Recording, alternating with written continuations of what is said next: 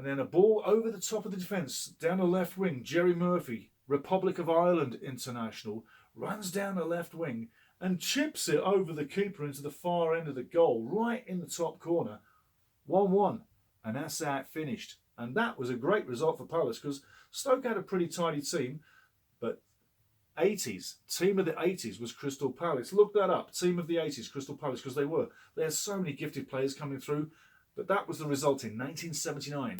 Palace won, Stoke City won at the Victoria Ground in Stoke-on-Trent. So, you're thinking, well, where's the hooligan story, Steve? Really? That's pretty lame. Well, get ready. Buckle up your seats, buckos, because here we go. Because, you see, a 1-1 result on the road for the away team is pretty good. So, we're walking up the road, police escort, remember? There's cops everywhere. Because they got a feeling something's coming. And they've got their own intel with their own hooligan groups of the time, so they know what they're doing. So, we are walking to the station after the game. My big brother leading the charge with the mob. Everybody around us. I'm next to him, but I'm literally just tucking in behind because he's the general. I'm just one of the crew. And I'm just there for a game. I'm not even looking for a punch-up. I'm watching the game. So, we get to the station, and it's a case of, we got to the station. Nothing has happened. It's like, phew, wow, chill out, relax. We made it, fella. We went to Stoke away because they had a nasty mob. Stoke away was not a place to go. They had a nasty hooligan mob in Stoke. I tell you what, infamous, nasty, violent, psychopathic mob. And we'd gone into their manor and nothing had happened. And I'm like, this is unusual. This is pretty good. I'm not a hooligan, but I know the reputation of that mob. And as a visiting fan, I've gone into their manor being their area of territory, but we're in their manor and nothing's happened. And a lot of people have been there and had their heads kicked in by this Stoke mob because they're tough as nails. And we're at the station. Nothing's happened. It's like, yeah, we are safe. Yeah, we're safe. We get on the train. We're like, it's been a great away day. We nicked a point in Stoke. We got a draw. Jerry Murphy scores a beautiful goal. That little beautiful Republic of Ireland fella. What could be better? We're heading back to London. We're going to hit Euston. Getting on the train. Boom, it's magic. And then we get on the train. And we sit there for a couple of minutes. And it's deathly quiet. And as we literally inch out the station, and it wasn't a steam train, I'm not that old, but as this diesel's winding up, we're leaving the station. We get out of the station by maybe 150 feet, clearing the station windows where the train pulls through. We get just outside the station. And you wouldn't believe it, but it was like a waterfall coming sideways. But that waterfall was all the windows getting smashed in by guys on the track with massive long iron bars, backed up with guys behind them with lumps of concrete coming through the windows. All the windows were smashing in. Me and my brother are walking up the carriage to get to the buffet bar to get a little bit of scrannage, a little bit of food, and maybe a lager.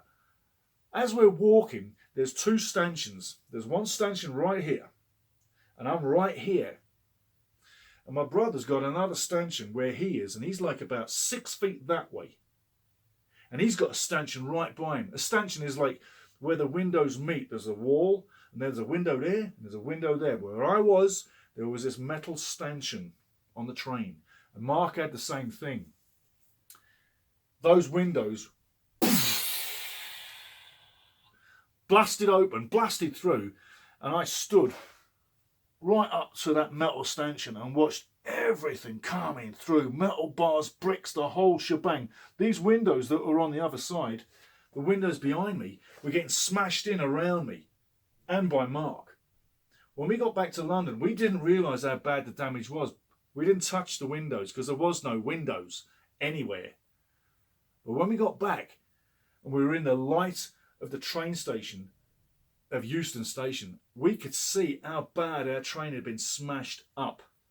If we'd have been standing next to the glass, we wouldn't have just got projectiles hitting us.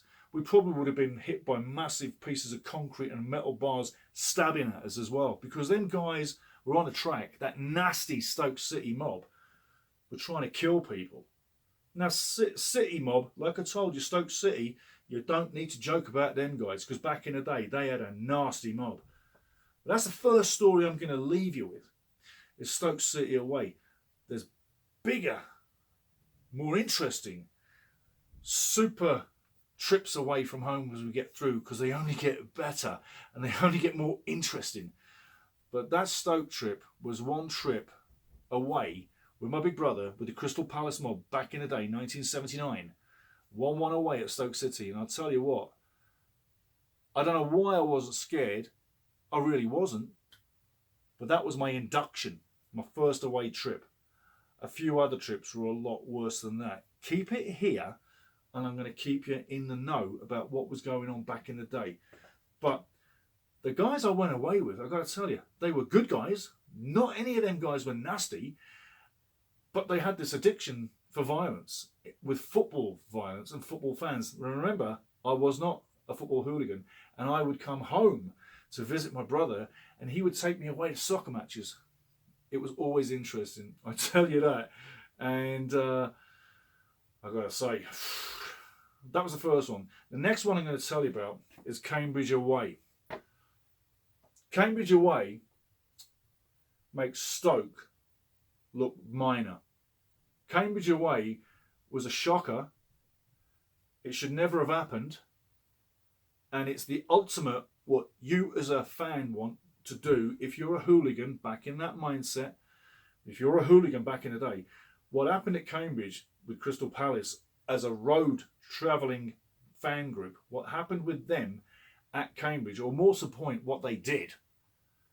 That's the whole essence of what travelling fans away from home used to go for, the hooligan content. Not the fans that were there for the game, but the hooligan content would go there to do something specific. Now, I'm going to get to that specific thing when we get to Cambridge away in the next show. You don't want to miss that, because I'll tell you what, it's not about who's tough or who's nasty. It's about who's got balls. That's the essence of that one. With this one at Stoke, everybody went away not looking for trouble, but to support a wonderful team, Palace, at the day. But they got ambushed as they were leaving town. And that was the literally the way Stoke would get you. Modus operandi, you thought it was all good, and then they hit you when you left town. The colours of Stoke, red and white stripes. Palace, blue and red. But I tell you, two great clubs, both had mobs, and back in '79, Palace's mob and Stoke's mob were just starting out, but they got a lot nastier as the years went by. Next one is Cambridge away. You don't want to miss that one. It's a lot edgier than this one, and I really got caught off guard in that. But I think you'll see that even if you get caught off guard, you can still stand your ground, even if you're not a hooligan, right?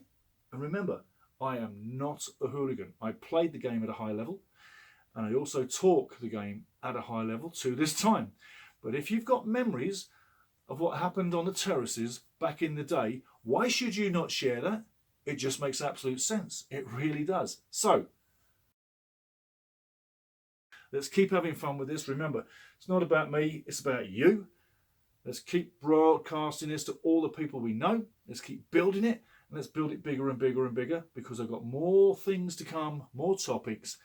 And if you don't laugh, and if you haven't got any humour in you, then you shouldn't be here. Because remember, it's about good times, not bad times. Stories are stories. Good people share stories. We're sharing stories. I want you to share this story. Get on it with other people. Get on it with other football fans. Let's share this thing and let's make it grow. Remember, we're only 2 months old. We're going places with your help. And you make this worthwhile. And he finds the corner. What's going on in your world of soccer there, mister? Celebrating the world's most popular sport. This is Ultimate Soccer.